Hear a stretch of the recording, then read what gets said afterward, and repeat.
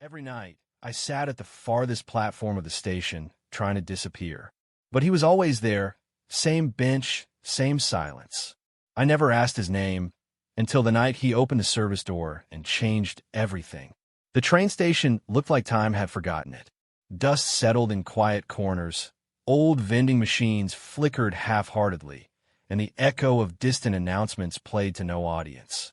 It was nearly midnight, and outside, the city had gone to sleep. Inside, the station whispered with its own kind of life, a quiet one, shaped by years of people passing through, but never staying.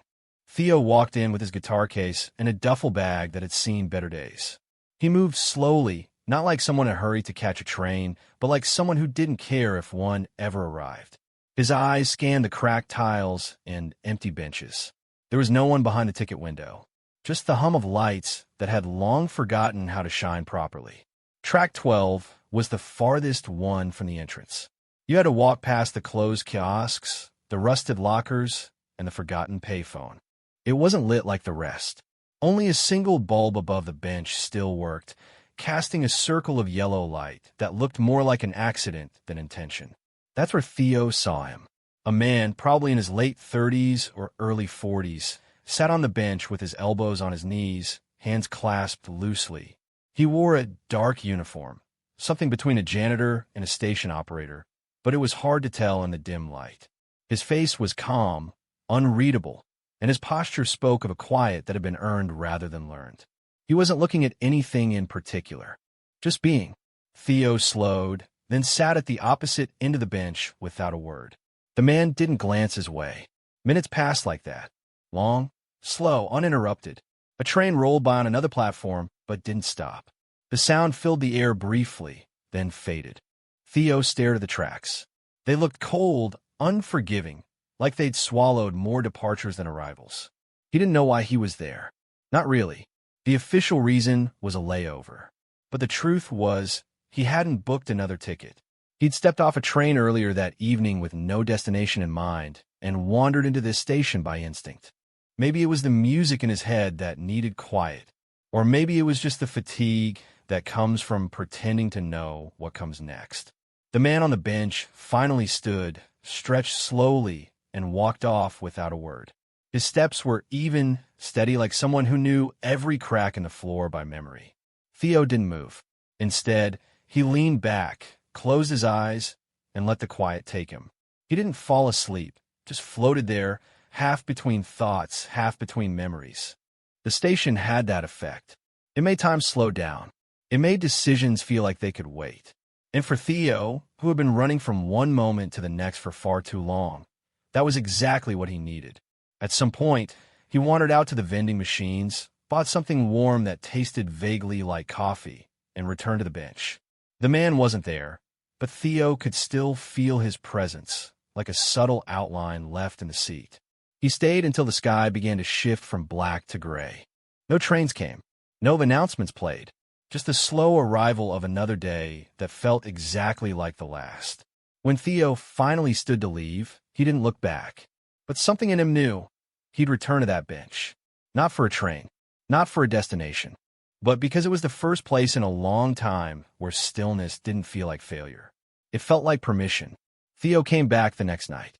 He didn't tell himself he would.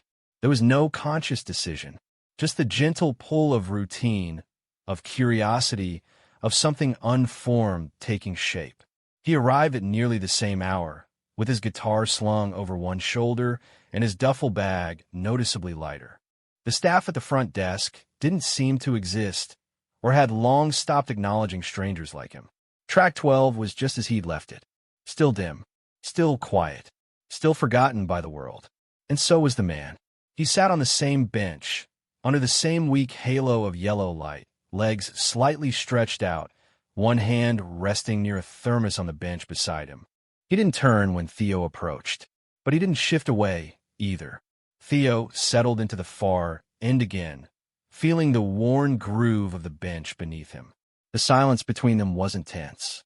It was something else, a shared kind of emptiness that felt, in its own strange way, like company. An announcement echoed somewhere in the station, muffled and unintelligible. A train came and went on a far track. Neither man reacted. For a while, Theo studied the man from the corner of his eye. He looked older tonight, not in years, but in weight. Not tired, but seasoned. Someone who had spent more nights sitting like this than Theo could imagine. His boots were scuffed. His jacket, though clean, looked faded from repeated washes.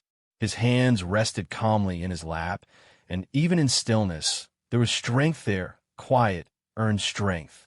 Theo wondered what kind of life brought a man to this place at this hour every night. Was he working? Waiting? Hiding? Maybe all three. He wanted to ask, but didn't. Instead, he unzipped his case and carefully pulled out the guitar. Not to play, just to hold. The weight of it grounded him, familiar and honest. The instrument was old, the wood worn smooth where his fingers had lived for years. He let his fingers drift along the strings, barely touching them. The notes weren't sound yet, just the memory of them. The man turned slightly at the motion, not sharply, just enough to acknowledge the presence beside him. Then he nodded once, small, like a breath, and turned his gaze back to the tracks. Theo didn't know what to make of that. He didn't need to. The bench became their ritual. Each night, he returned. Sometimes he came earlier, sometimes later. Sometimes he brought a snack. Sometimes he just sat empty-handed, letting the cold settle into his bones. The man was always there, always seated before him, as if he were a fixture of the station itself. They never exchanged names. They never asked questions. But the silence began to change. Not in volume, but in shape. The space between them, once cautious, became familiar. Like pages in a book being slowly turned, one night at a time. A shared breath during passing trains. A mirrored shift in posture. Two strangers in synchrony without intent. Theo started noticing the small details. The way the man always carried a pen tucked behind his ear, though he never wrote anything. The way he would tap the tip of his boot against the floor 3 times before rising. The way his shoulders relaxed. Not when he sat down, but only when Theo arrived. These details filled the quiet. And though no words passed between them, a strange understanding did. They were both waiting for something. Not a train, not a signal, but perhaps for the right silence to become something more. On the 7th night, the man stood up and left something behind on the bench. A folded newspaper and a second thermos. He didn't look back. Theo reached for the thermos, unscrewed the lid, and inhaled the warm scent of black coffee.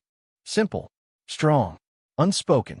A message, not a loud one, not a confession, but a sign. And when Theo looked out across the tracks, the lights blinking softly in the distance, he didn't feel like a stranger anymore. He felt expected. The rain came without warning. It was the kind of downpour that turned streets into rivers and skylines into ghostly silhouettes. Theo barely made it through the main doors before the wind shoved them shut behind him. His hoodie clung to his skin, and the soles of his shoes squeaked against the station's smooth floor. Even the vending machine lights flickered like they'd been caught off guard. But he still went to track 12. He knew the man would be there. The storm had swallowed the world outside, but the bench glowed faintly under its stubborn bulb, holding steady against the dark. And there he sat, just like always, Ray, though Theo still didn't know his name. Tonight, his uniform jacket was damp around the shoulders, and his cap rested beside him on the bench. A small towel lay on his lap, forgotten halfway through drying off. Theo hesitated only a second before joining him. He was soaked, shivering slightly, but he didn't care. The bench felt like sanctuary now.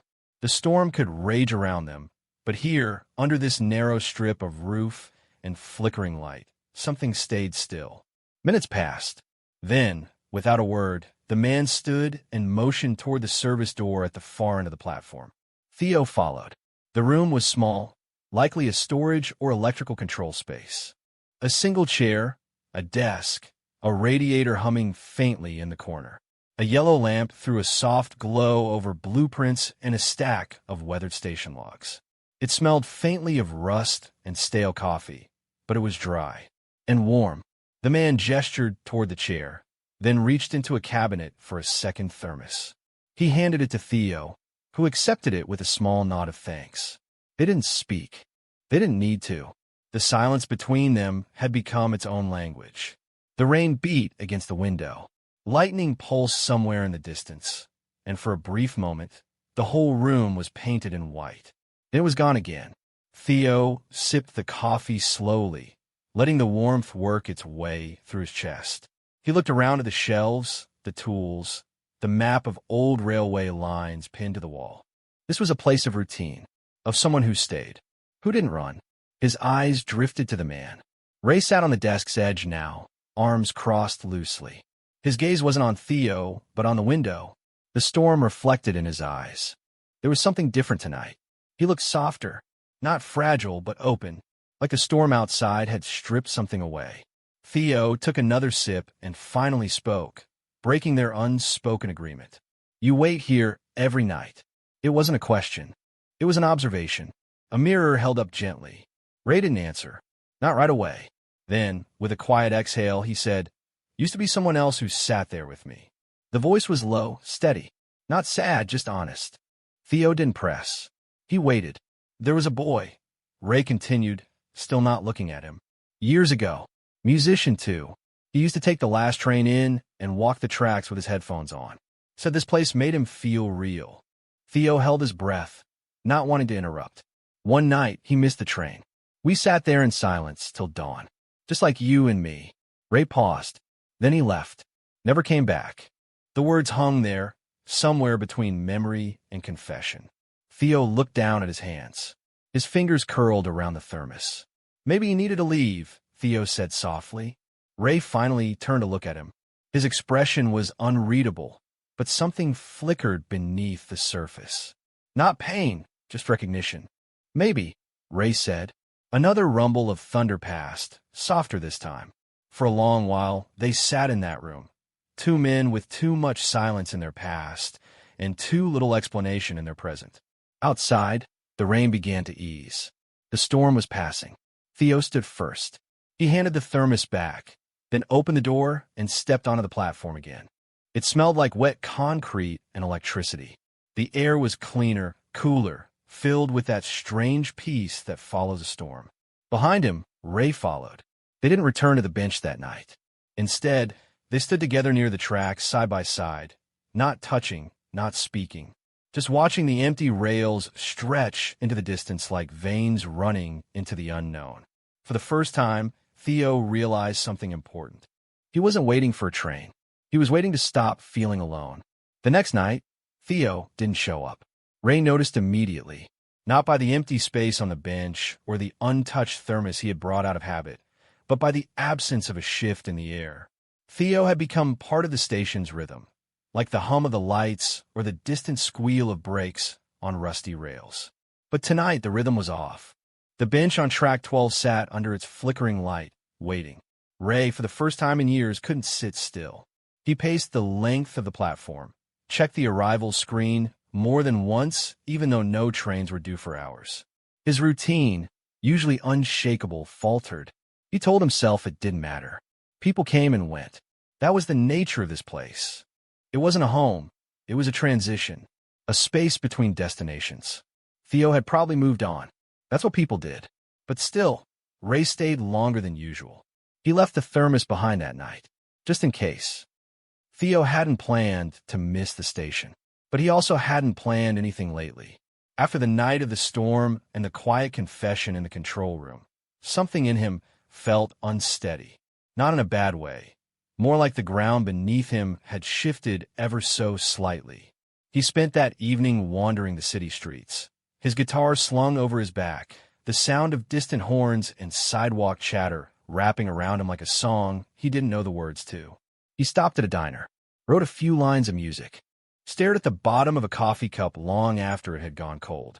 He thought about Ray, not about his past, not even about his story, but about the way the man sat without needing to fill the silence, about how he made space without asking questions, about how, in a world full of noise, Ray had become something rare, a constant. Theo realized he didn't have many of those. That scared him, so he didn't go to the station. He waited for the feeling to pass. It didn't. When Theo returned the following night, he felt uncertain. Like someone walking into a room they weren't sure they were still welcome in. Track 12 looked the same. The light still flickered. The bench still stood like a sentry. And next to it, tucked beneath the far end, was the thermos. Unopened. Theo stood there for a long moment before sitting down. The bench creaked under his weight. The silence greeted him like an old friend. He wrapped his fingers around the warm container and closed his eyes. Then he heard footsteps.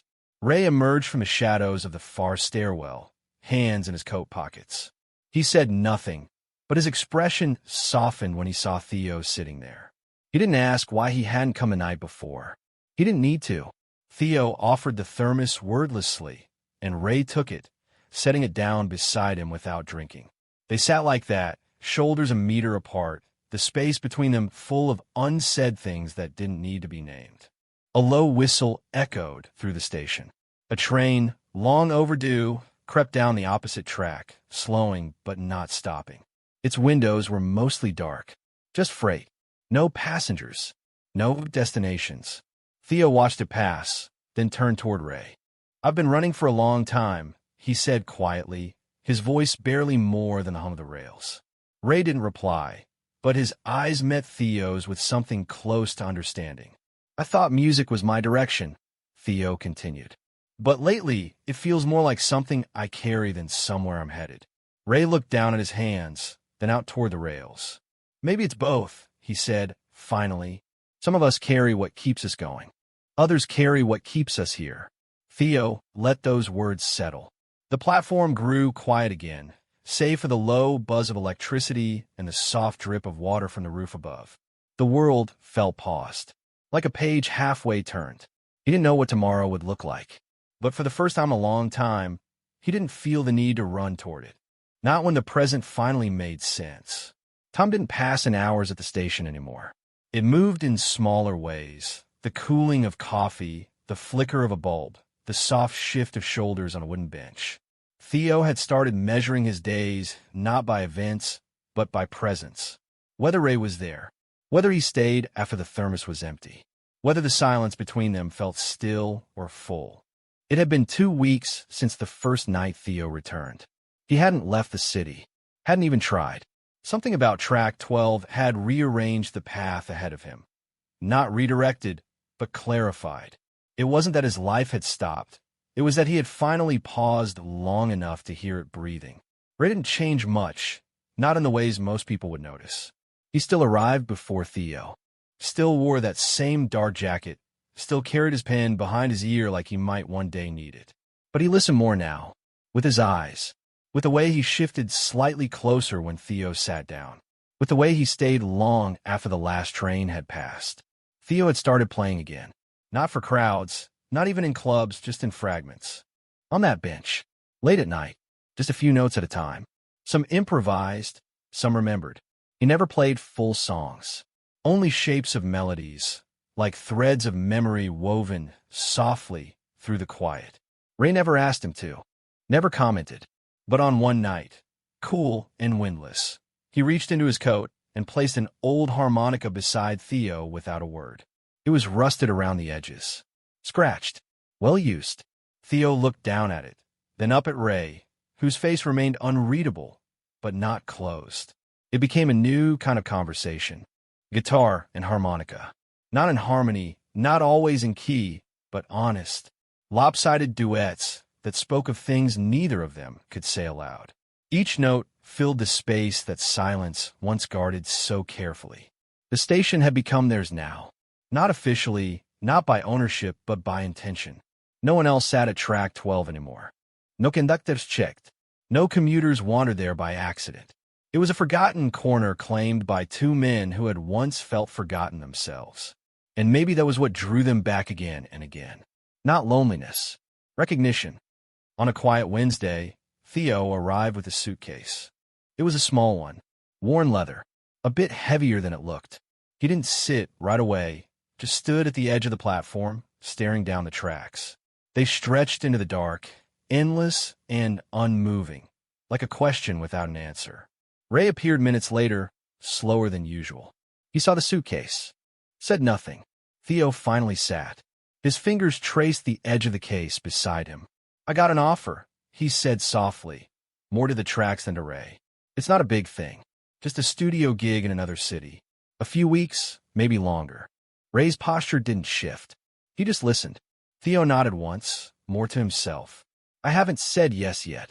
The bench grew quiet again. A distant whistle hummed through the rails. Not a train approaching, just the memory of one. Ray leaned back slightly, hands resting on his thighs. After a long silence, he spoke. Sometimes a place gives you something when you stop asking for it. Theo looked at him. Really looked. The lines in Ray's face were deep, but not hard. His eyes held no demand, only depth.